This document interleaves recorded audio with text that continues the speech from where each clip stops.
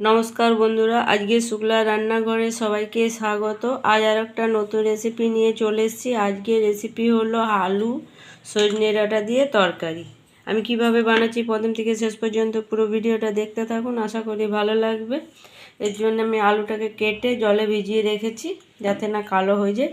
এইভাবে লম্বা লম্বা করে কেটে নিয়েছি। আর সজনে ডাঁটাটার আঁশটা ছাড়িয়ে আমি কেটে নিয়েছি এইভাবে। এবার আলুটাকে 2-3 বার জল পাল্টে ভালো করে ধুয়ে আমি জলটা ঝরিয়ে নেবো।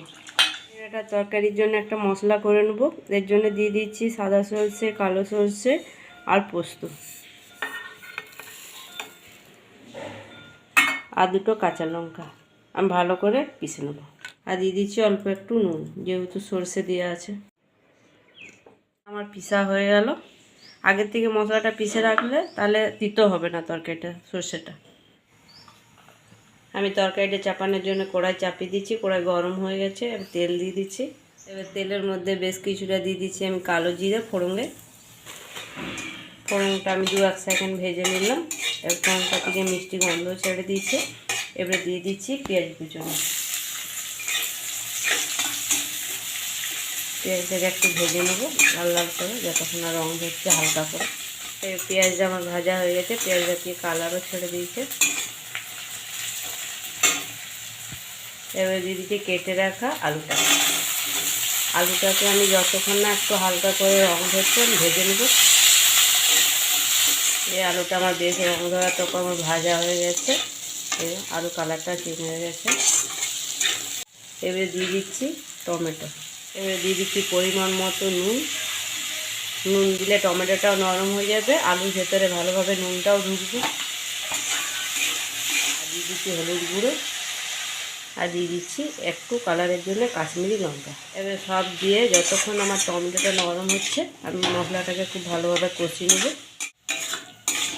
একটু ভালো করে আমার কষানো হয়ে গেছে, এই টমেটোটা আমার গলে গেছে।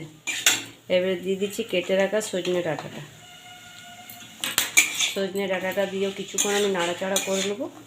তবে খুব বেশি ভাজবো না সজনে ডাঁটা দিয়ে। এই সজনে ডাঁটাটা দিয়েও আমি কিছুক্ষণ নাড়াচাড়া করে নিলাম। এবারে দিয়ে দিচ্ছি মশলাটা, পোস্ত, সাদা সরষে, কালো সরষে যেটা বেটে রেখেছিলাম।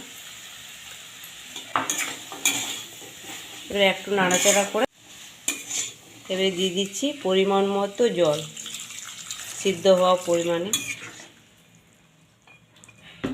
আর দিয়ে দিচ্ছি খুব সামান্য একটু চিনি।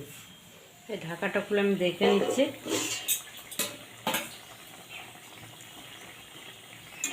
আমার জলটা অনেকটা কমে গেছে,